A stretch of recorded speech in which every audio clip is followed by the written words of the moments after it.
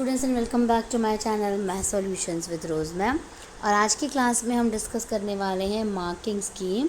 Mid term examination जो आपका हुआ था क्लास 7th का मॉर्निंग शिफ्ट का सब्जेक्ट है हिंदी, और आपके जो मैक्सिमम मार्क्स थे इस पेपर के वो थे 60 मार्क्स।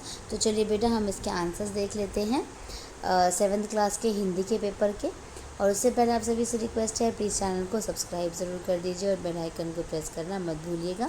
प्रश्न नंबर 1 में फर्स्ट का सही उत्तर है ख और सेकंड का सही उत्तर है क, स्टूल के हिलने के कारण। प्रश्न नंबर 2 का फर्स्ट का उत्तर है ख संतोषी, सेकंड का ग है अन्न के दाने। इसके बाद है प्रश्न नंबर 3, फर्स्ट का ख है नीला, सेकंड का घ है प्रश्न चिन्ह, थर्ड का ग है कोई, फोर्थ का ग है कवियत्री। इसके बाद प्रश्न नंबर 4 में फर्स्ट का आंसर है ग मुरली वाला, सेकंड का ख 57, थर्ड का क मुरली का दाम और फोर्थ का ख 3 पैसे के हिसाब से। उसके बाद प्रश्न नंबर 5 में 5 का फर्स्ट पार्ट है घ पंछी, सेकंड ख है तारे रूपी अनार के दाने, तीसरा है क्षितिज से मिलने की और चौथा है ख सीमाहीन। प्रश्न नंबर 6 फर्स्ट का क खिलौने वाला, सेकंड का घ रात के समय। प्रश्न नंबर 7 फर्स्ट का ख पुलकित, सेकंड का ख बंधन से। वर्णात्मक प्रश्न में व्याकरणिक प्रश्नों के उत्तर दे। जो पहले का आंसर है भाई बहन दाल चावल आदि, सेकंड का आंसर है पुरुषवाचक सर्वनाम, तीसरा सोन पापड़ी सोन हलवा आदि और चौथा है मिठाइयाँ। फिर गद्य पाठों के प्रश्नों के उत्तर, पहले का आंसर है खिलौने वाला मुरली वाला मिठाई वाला के रूप में, दूसरे का है रोहिणी, तीसरे का है लेटर बॉक्स और चौथे का आंसर है नाचने की भंगिमा में एक औरत की आकृति। प्रश्न नंबर 10 पद्य पाठों के उत्तर, तो पहले का आंसर है पिंजरे में, सेकंड का है उड़ान स्वतंत्रता में, थर्ड का है बंधे हुए धागों को स्वतंत्रता को और चौथा है भवानी प्रसाद मिश्र।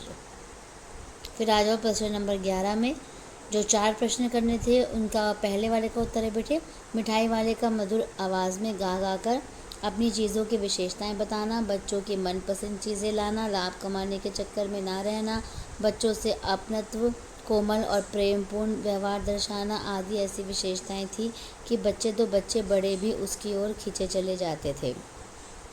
दूसरा है बच्चे एक बीज से उब ना जाएं, एक चीज़ से उब ना जाएं, इसलिए मिठाई वाला अलग अलग चीज़ें बेचता था। बच्चों में उत्सुकता बनाए रखने के लिए वह महीनों बाद आता था।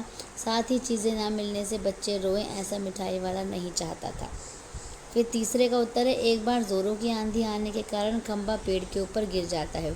उस समय पेड़ उसे संभाल लेता है और इस प्रयास में वह जख्मी भी हो जाता है। इस घटना से खंभे में जो गुरूर होता है वह खत्म हो जाता है और अंत में दोनों की दोस्ती हो जाती है। प्रश्न नंबर 4 का उत्तर है लाल ताऊ पढ़ा लिखा बुद्धिमान हंसमुख और मिलनसार था। वह नीरस वातावरण को भी भजनों और गानों से सरस बना देता था, इसलिए वह अन्य पात्रों से भिन्न है। अब 5वें का आंसर है नाटक में एकमात्र सजीव पात्र कौवा है। वह काफ़ी होशियार है, उसने लड़की को बचाने में अहम भूमिका निभाई थी।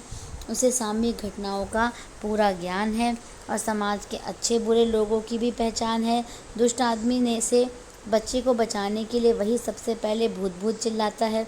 उसी की योजना अनुसार बालिका को उठाने वाला दुष्ट व्यक्ति भूत के डर से बालिका को छोड़कर भाग जाता है और उसी के परामर्श से बच्चे को सकुशल घर पहुंचाने के लिए पुलिस के आने का इंतज़ार करते हैं। जब ये सोचा जाता है कि अगर पुलिस नहीं आई तो क्या होगा, तो कौवा ही लेटर बॉक्स को बड़े बड़े अक्षरों में पापा खो गए लिखने व सबको ये कहने कि किसी को इस बच्चे के पापा मिले तो यहाँ आने की सलाह देता है। इसके बाद है प्रश्न नंबर 12 में बेटे 3 प्रश्न करने थे। तो पहले का जो उत्तर है वो है क्योंकि उन्हें स्वतंत्रता पसंद है, वे बंधन में रहना नहीं चाहते, वे खुले आकाश में आज़ादी पूर्वक उड़ना चाहते हैं। दूसरे का उत्तर है पक्षी उन्मुक्त रहकर बहते हुए जल को पीना, कड़वे निबोरी के फल को खाना, पेड़ के सबसे ऊंची टहनी पर झूलना, खुले आसमान में उड़ना, क्षितिज के अंत तक उड़ने की इच्छाएं पूरी करना चाहते हैं।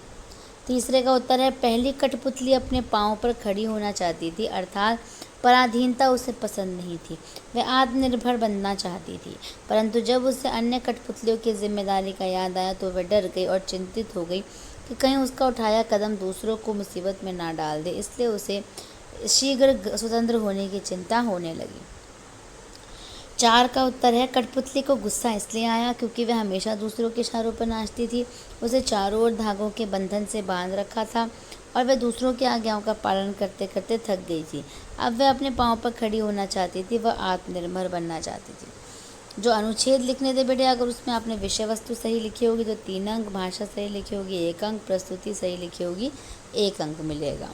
उसके बाद प्रश्न नंबर 14 में अगर जो आपको लेटर लिखना था, आरंभ और अंत की औपचारिकता के लिए 1 नंबर, विषय वस्तु के लिए 2 नंबर, भाषा के लिए 1 नंबर और प्रस्तुति के लिए 1 नंबर मिलेगा। तो ये थी बेटा हमारी मार्किंग स्कीम, जिसमें आंसर सारे के सारे जो हैं वो यहाँ पर हमारे पास अवेलेबल हैं। तो आप यहाँ से अपने आंसर्स को चेक कर सकते हैं, कितने नंबर आए हैं कैलकुलेट कर सकते हैं। Thank you students for watching the video को लाइक शेयर, चैनल को सब्सक्राइब करना मत भूलिएगा। फिर मिलेंगे हम नई वीडियो में नए टॉपिक के साथ।